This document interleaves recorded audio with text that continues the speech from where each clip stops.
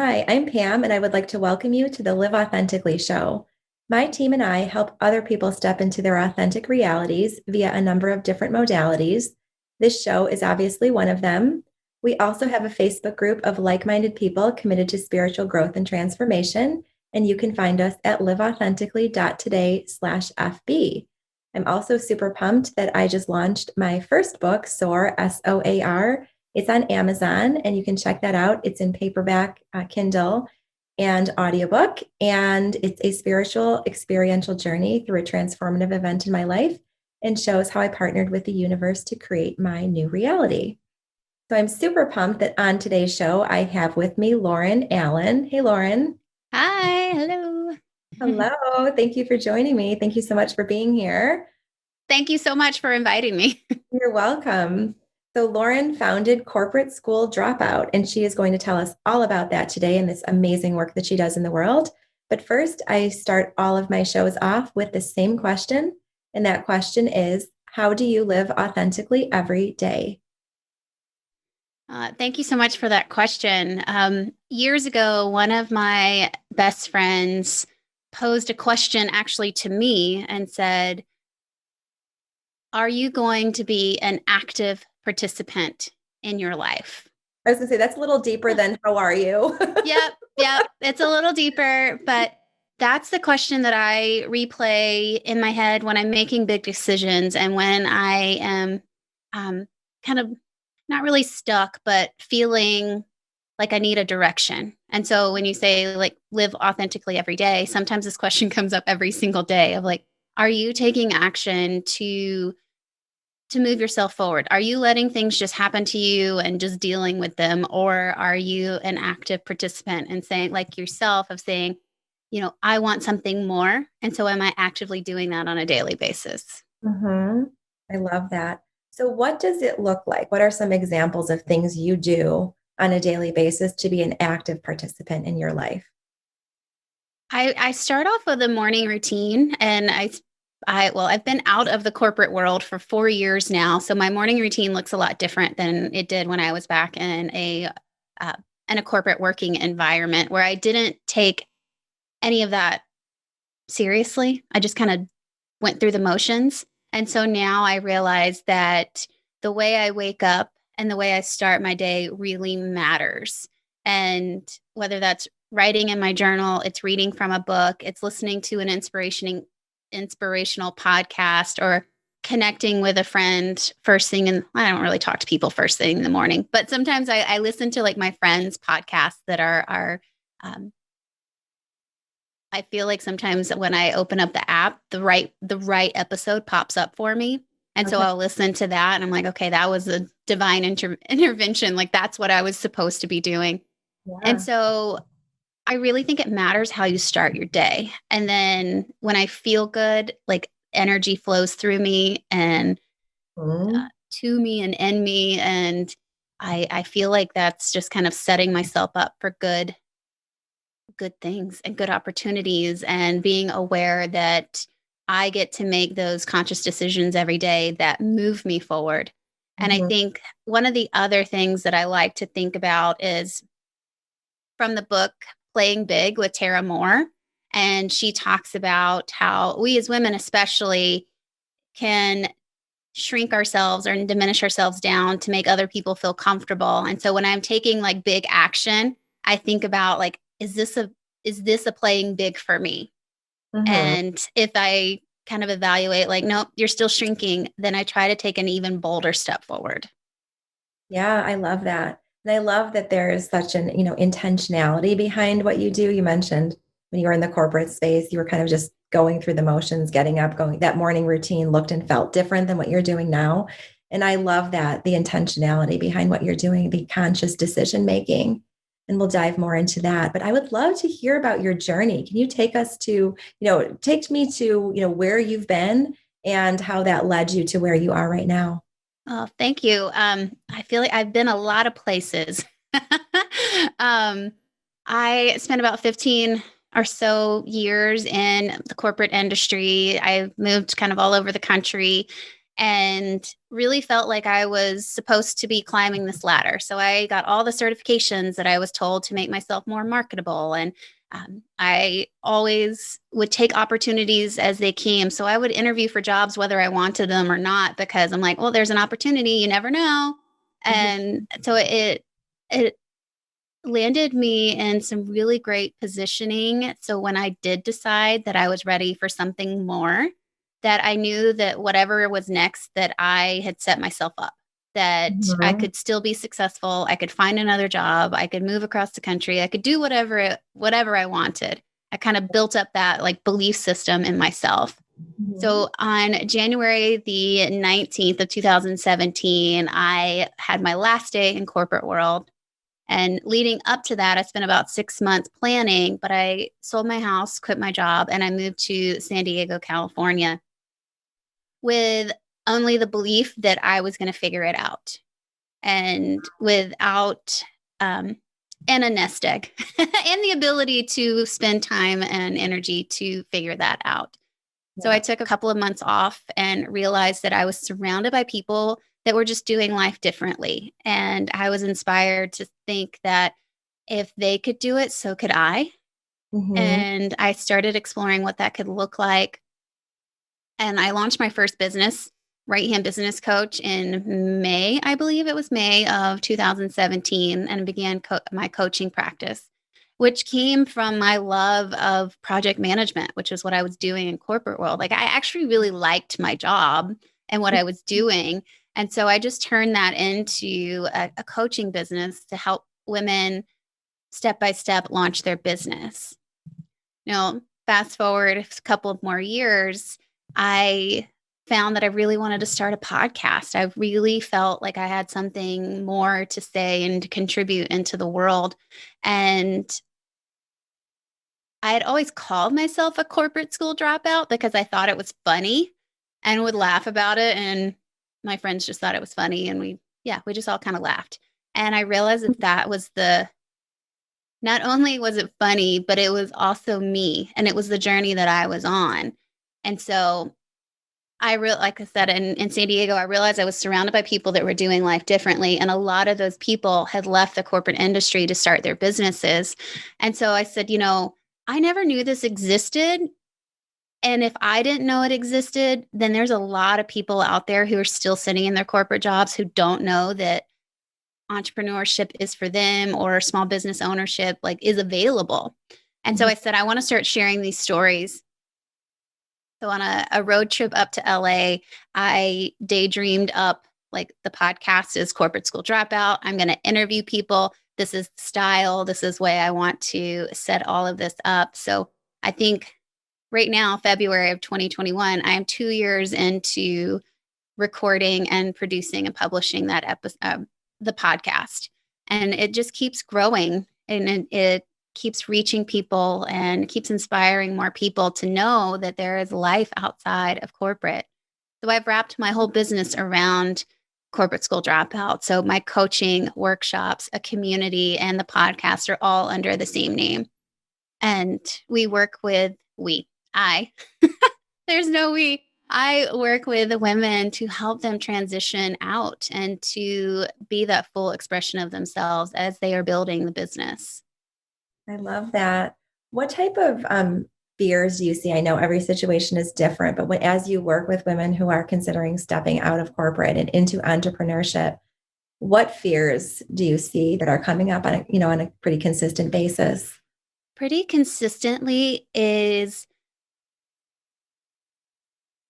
letting go of their job titles as a definition of who they are. Hmm. And I see this all the time. And I did it myself because I was like, okay, I'm a project manager. I'm a this, I'm a that. And it always had to relate to my job title or my job description. So as Okay. these women are transitioning out, they're no longer the director of X, Y, and Z or the CEO of X, Y, and Z or the manager of this. And they're out on their own and trying to relearn and redefine who they are outside of this corporate career that they spent their lives trying to build. Hmm. Yeah, I'm sure that has to be a huge shift, right? Because I think sometimes, we're just so acculturated to identify with our jobs and our positions. And it does take a different awareness, a kind of a huge shift there. But with entrepreneurship, you are the decision maker, and you are the one, sharing, imparting your vision on the company, and really driving the mission. And I think there's really something very powerful there. So I'd love to talk a little bit about that, about kind of the idea of being the one to be the driver of that, the drive the company, the mission, the vision, all of that, because that isn't something that's available to everyone in corporate America. And I think obviously there are trade-offs. So let's start there with just talking about, I guess, that specific aspect of entrepreneurship, about the benefits of having the freedom and the latitude to be the decision maker. It's almost overwhelming though for a new business owner, especially coming from corporate, that having all the choices when they hadn't had that before, it's overwhelming. Like to Sure. make those decisions on oh geez, like even like colors and branding and marketing materials. Like I really struggled early on of like somebody tell me what my brand guide is, because I had always worked under a brand guide and I knew exactly like where the font had to start and all of these like nitty gritty things that when it was all mine, I was looking for permission and wasn't fully stepping into who I was as that business owner. So it was, so I'm going to go back to fears a little bit, of fears of nobody's giving me permission. How do I find this permission within myself? But Mhm. then on the other side is it's also it's really exciting, and then it's really confusing of where to start and how to move forward. And I want to do all of these things, and I feel very creative, and I want this, and I want this, and I want this, and you can have all of it, but creating that focus and a plan or strategy to get you there is that's when sometimes you got to say, hold on, I need a little more help with this because I've never done this before. And there's got to be somebody who could help me. So I think that that's really powerful to say, like, I need some help here. Yeah, I think that's a game changer. I know it was for me on my shift to entrepreneurship. It's just realizing that, yes, while you may be the only one in the organization in the beginning, you can still surround yourself. You should and Yeah. could could and should surround yourself with other people to support you, Yeah. other experts. And it really does take a team. But that you mentioned about, the decision making, kind of the issues around that, being the one to make decisions on everything. And I absolutely experienced that as well. I can totally relate to that. Decision making fatigue is a very real thing. Hmm. And I'd love to have you talk about that a little bit. I mean, I make so many decisions in my business now that I can't even do laundry anymore. It's not because I think I'm above laundry. Like I actually really like doing laundry and it's really relaxing for me. But to like go through the exercise of like pairing up all the socks and then figuring out like, is this, Joseph's shirt or John's shirt, or, it's just like, splitting it up amongst all my kids. I am done. And I couldn't figure that out for a while, like why certain household tasks were just mentally exhausting me. And then I discovered the term decision making fatigue. And I was like, oh, there it is, because I'm using up all of my mental energy, creative energy, decision making energy on my business. So I loved it to hear you talk about that concept of decision making fatigue and what entrepreneurs can do to offload some of that pressure around that.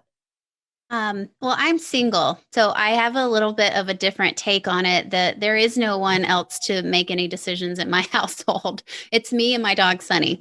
So for me, it's letting go that all of it has to be done at a certain time. And, Mhm. it's still only me. And so I really let go of trying to be perfect in every situation of, um, what am I going to eat for the evening? Um, I eat whatever I want, but when I don't feel like I have to like make this huge meal, or as you were talking about laundry, like I don't match my socks anymore. I just stick them in a drawer and I figure it out as I'm gathering my socks for the morning, because I was exhausted by trying to like match my socks every day. So I Yeah. think that, everybody kind of comes about it from a different place, but I think that letting go of being perfect, because as women, I know that we like to pretend and tell ourselves that we have to be these amazing rock star moms, business owners, parents, like wives, any sort of partnership, that leaning into the support of our loved ones. Mhm. I get support from my parents, and because I live close to my family, and so when things are kind of going crazy and I'm exhausted, I go to their house for dinner. Love So that. I know I kind of come about it from just a totally different place, but like I said, I just really try to let go that I have to figure it all out and I have to be all of the things, because Mhm. I can't and I won't. And so letting go of that expectation for myself was a game changer, because I used to try to do it all and put on this facade that I was perfect. Mhm. And that was exhausting It really on is. top of the decision making. Right, right. And I love that. I love that you've made that shift into letting things go. I can relate to that as well. That was a big piece of my journey too. And I kind of had to reframe how I did everything. I had to run it through the filter of, does this really matter? Because I Right. mean, I'm a Virgo, I'm like a perfectionist, I battle it every single day. I used to have everything perfect. And, a lot of what I used to stress about just doesn't matter. So I think it's so important, like you said, to just let things go and run it through the filter of, like, again, is this important, is this aligned, Yeah. right, with what I'm doing and my mission?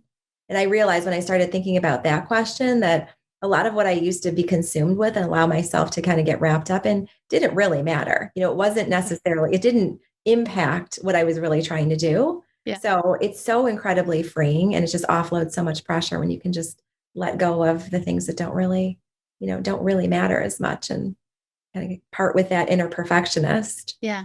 I always talk, I'm from the South. So we say, don't get your panties in a wad.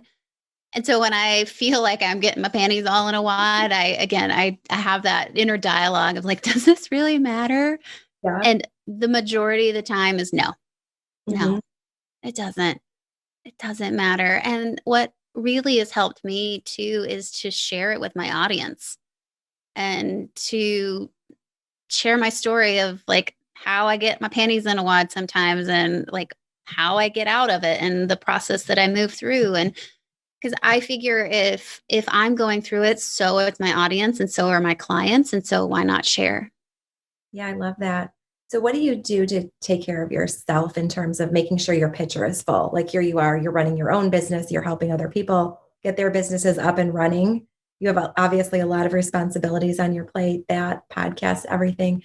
So, what do you do to care for yourself across the board, physically, spiritually, mentally, Yeah. emotionally?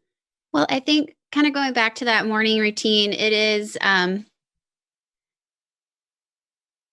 the journaling exercise. It's the asking for support when I need it and seeking out support, um, and being honest with myself that I need it. I Yeah. think that that's early on in your business, you want to, bootstrap it or DIY it. And that's awesome if you do. But I can guarantee you, if you seek out support, you will be much happier through the process. And so recognizing when I need support and asking for it. Um, I love when Jen Sincero in her books talks about going to the spiritual gym, which for me is reading every day. So reading from something that inspires me and keeps me motivated. I also I talk about this today as well as it matters who I work with, my clients. It matters. Like I can't take everybody because there is an energy exchange between a coach and a client. And if you kind of get those vibes early on that this may not be the right fit, that matters. And I have to listen to my gut to say, this person is the wrong fit for you. And so being very clear on what those boundaries are or red flags for my business is very important, because I want to work with people that fill my cup as well. Like it Sure. goes both ways. I also, as we were getting on the call, you asked me what I was doing this afternoon and was like nothing. And I absolutely love doing nothing sometimes, Mhm. because that gives me the ability to rest. It gives the opportunities for creative inspiration to come. I don't have anything on my calendar today. And I don't even know. I could plan a whole new event and by the end of the afternoon, who knows? But I always just like to give myself the space to create or to rest. And so I think that that's really important in my daily life is I am introverted. And so to recognize that rest and recharging is a huge part of what keeps me able to show up with the energy that I want on a daily basis. So, Yeah. I love that you shared that. Actually, I was just talking to someone right before this call, and we were talking about that very specific concept about how important it is to consciously and purposefully schedule time for recharging and relaxing and just making sure that that happens because that's part and parcel of any process, of any creative process, and allows you to come back to what you're doing with a renewed sense of energy. Because that, get up and slay it every single day, like over and over and over again with no rest, that model doesn't work for very long, no. right? Like burnt out is not a good look, right? So, it's so important to carve out that time and not feel guilty about it. I think so many times, I think we're just so conditioned to associate success or associate, you know, yeah, I guess success with the busyness, right? With the doing, right?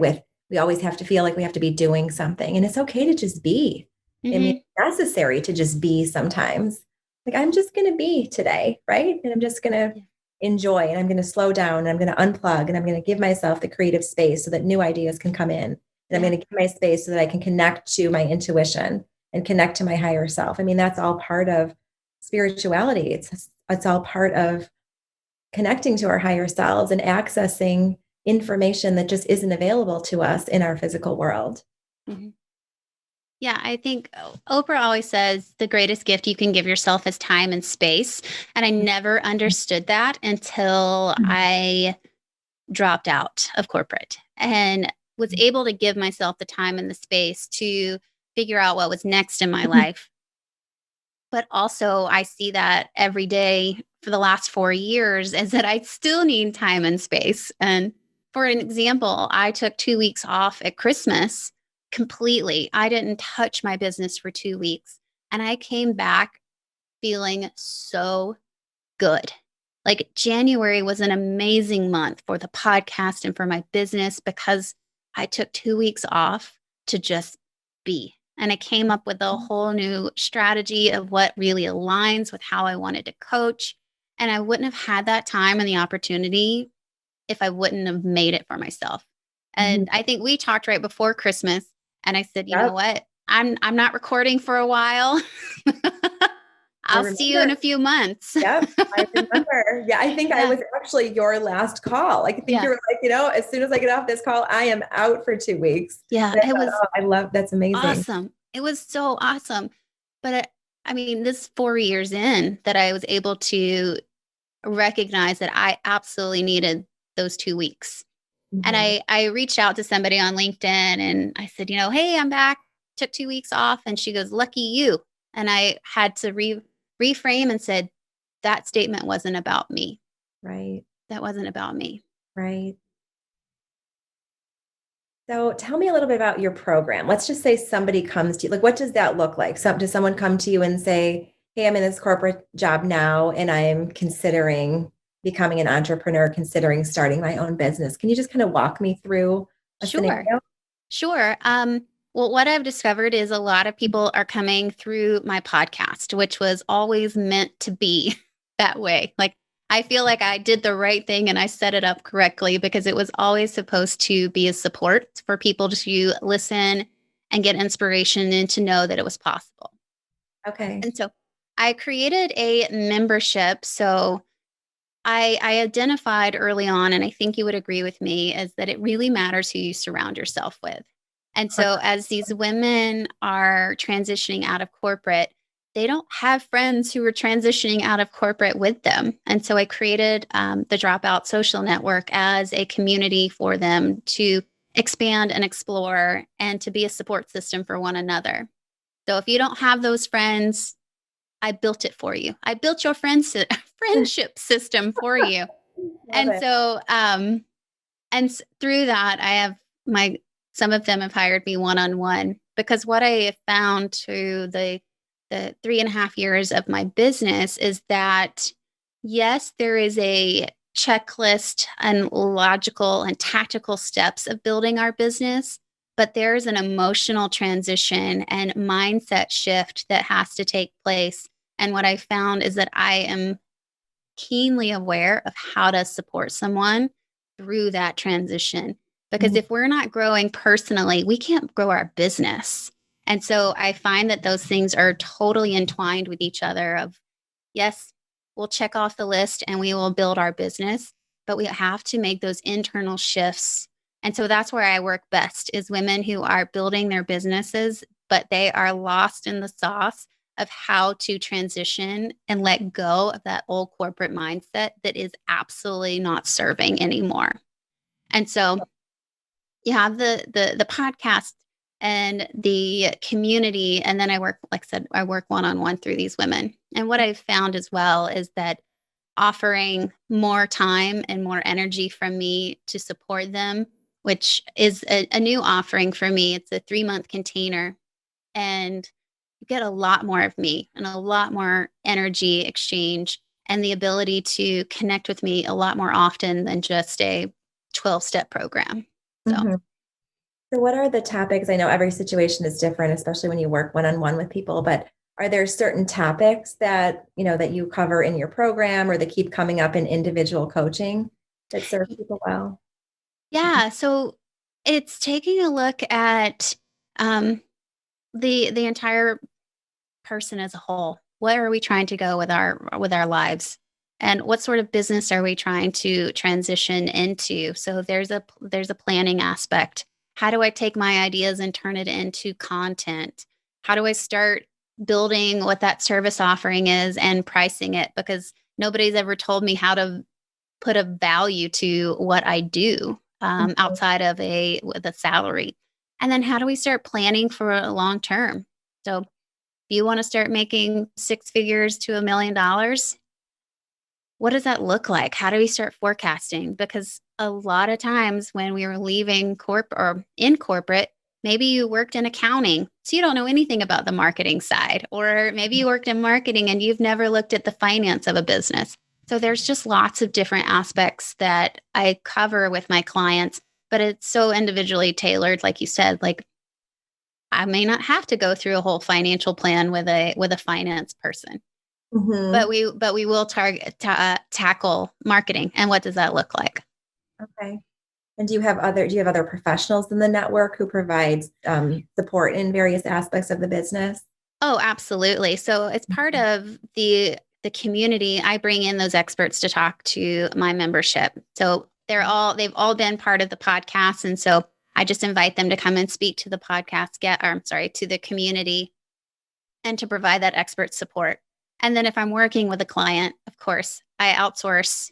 I don't build your brand. I don't build a logo or a website or anything like that, but I have so many entrepreneur connections that I'm like, you're 4 web designer and brand designers, pick one. Um, here's a person that can help you with your taxes. Here's a person that can help you set up your legal entities. Um, yeah, I think that over the years, building my network is also what you get when you work with me. I that's kind of the joy of building this business is being able to open the doors for more people. Mhm. Love it.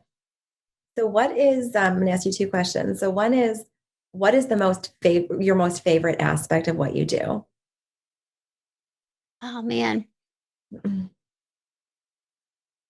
yesterday I got a message from one of my clients that said, "I feel so good when I get off the phone with you." That's priceless. That just rolls in my head. Like I'm going to carry that for forever because and Mhm. like I said earlier, like the energy exchange is important. I feel just as amazing when I get off the phone with her too.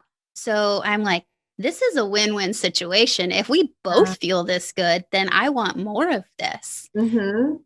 So I think Good. that that's it's an important thing to realize is that not only does it give me joy to serve and inspire others, but when it comes back to me, that is God. that's everything. And it feels so good. Right. Yeah. Do you save those in Oh one yeah. central place? Yeah. I Yeah. save them and I share them because I'm like, this is awesome. Yeah. And I always say, like, more, please. This is awesome. This is amazing. Universe, this is the energy that I want to tap into. Right. Right. Yeah. I say when I get messages like that from clients, from my business manager, like whatever positive, affirming messages, supporting messages I get, I save and I just house them in one kind of central location. And I refer to them. Like I actually Mhm. do go back and read them on days that are really tough Yeah. because, I think sometimes from the outside, entrepreneurship seems all, glamorous and like it's butterflies and rainbows.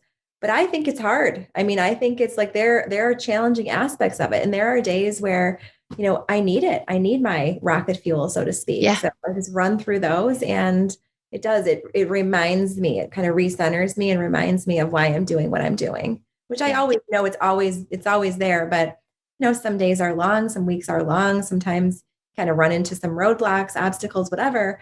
We're not immune to that because we're entrepreneurs, but we too. I find that I need that validation or I need that affirmation. So it's definitely can shift you back into the right mindset. Yeah, absolutely. And I think that, gosh, if you're listening to the podcast and if you haven't left a review, that makes a huge difference to Pam and myself. Like, if you are enjoying what you're hearing, share it. Tell us, because that is the only way that we get to grow in this podcast community with, millions of other podcasters out there. If you like what you're hearing, you have to voice it. You have to share it, and you have Right. to say it. I love that. Yeah. And I am all about, open, honest feedback too. So, I always welcome feedback if I'm not, delivering the content you want or you have some suggestions, I'm always open to that as well because I'm learning and growing every single day. I always say to my community, I'm like, some days I feel like I'm flying by the seat of my pants, but Yeah. like, that's okay. I'm still here. I'm Yeah. still showing up and I'm figuring it out. But I mean, that's how we serve people at the highest level, right? Is by meeting them where they are and giving them what they need. Mhm. So absolutely would welcome any comments. So thank you for saying that. And so my next question for you is, what is the most challenging aspect of what you do? Oh man. I don't even know how to describe it. It is challenging, like you said, to like, it's not always rainbows and butterflies. And how do I help my clients move through those obstacles and those challenges faster and with more ease than I did? Mhm. And how do I translate kind of all of the things that, that I struggled with, and how do I translate that into something of good and something of value to help them?